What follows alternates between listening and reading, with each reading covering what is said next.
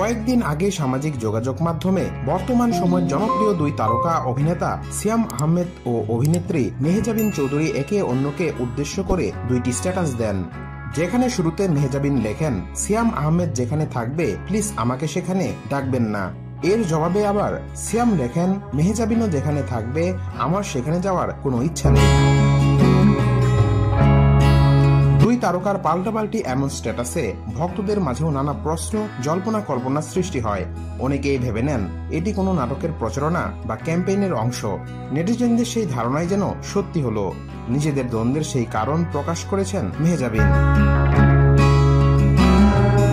বুধবার দুপুর 12টায় ফেসবুকে এক স্ট্যাটাসে অভিনেত্রী লিখেছেন, সিয়াম আমার পাল্টাপাল্টি পোস্ট নিয়ে তো অনেক কথাই হচ্ছে, কিন্তু আসলে সিয়াম আর আমার বন্ধুত্ব সব সময়ই বেশ ভালো।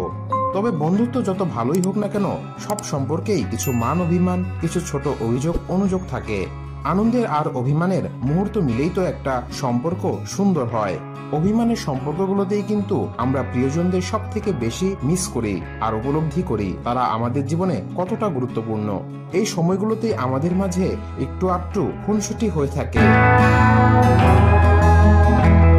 এরপরই এই অভিনেত্রী জানান, এটি একটি তেল প্রস্তুতকারী প্রতিষ্ঠানের ক্যাম্পেইনের অংশ ছিল, আর ক্যাম্পেইনটিতে অংশ নেওয়ার জন্য সাধারণ মানুষদেরও আহ্বান করেছেন তিনি। প্রিয়জনের সঙ্গে অম্ল মধুর সম্পর্কের স্মৃতি শেয়ার করা মানুষদের মধ্য থেকে 10 জন বিজয়ী নির্ধারণ করা হবে, যারা সিয়াম মেহজাবিনের সঙ্গে দেখা করার সুযোগ পাবেন। প্রসঙ্গত বর্তমানে জঙ্গলি সিনেমার কাজ নিয়ে ব্যস্ত সময় পার করছেন সিয়াম আহমেদ। অন্যদিকে মেহজাবিন প্রিয় মালতী নামের একটি সিনেমার কাজে ব্যস্ত।